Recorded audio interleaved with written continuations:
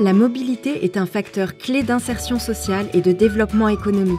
Aujourd'hui, 20% des Français en âge de travailler doivent faire face à des difficultés de déplacement dans leur quotidien. Créé à l'initiative de WeMove et de Total, le laboratoire de la mobilité inclusive réunit depuis 3 ans des acteurs majeurs impliqués dans le domaine de la mobilité. Il vise à analyser les freins à la mobilité,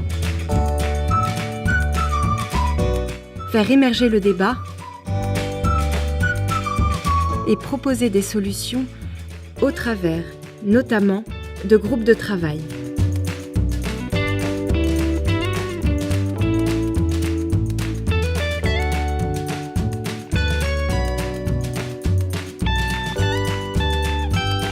« 2015 a été une année charnière, caractérisée par une prise de conscience du lien entre mobilité et intégration sociale et professionnelle.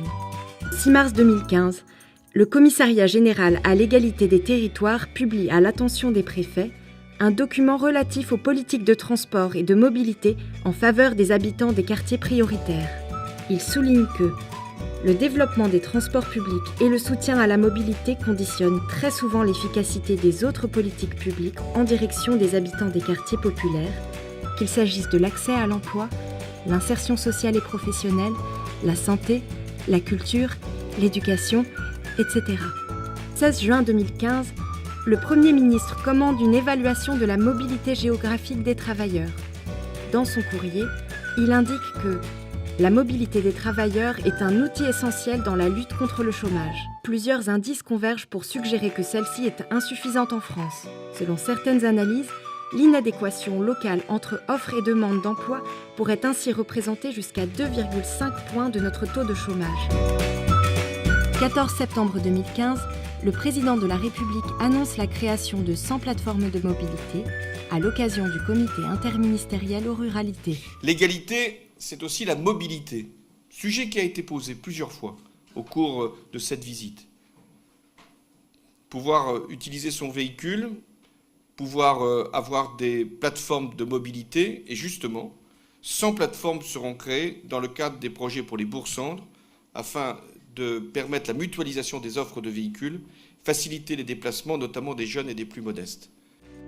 5 novembre 2015, le Secours catholique Caritas France publie son 33e rapport statistique intitulé « La fracture mobilité ». Ce rapport indique que 70% des personnes en âge de travailler et en situation de précarité rencontrent des contraintes de déplacement. Pour 50% de cette population, il met clairement en évidence le lien entre difficulté d'accès à la mobilité et difficulté d'accès à l'emploi. Il affirme dans la conclusion de son rapport que la mobilité est un droit fondamental qui conditionne l'accès aux autres droits, en premier lieu à l'emploi. Grâce à la contribution de tous, une étape a été franchie dans la reconnaissance de l'importance du sujet. Un sujet complexe et un véritable défi. C'est à nouveau, ensemble, individuellement et collectivement, que nous parviendrons à instaurer une mobilité inclusive et durable.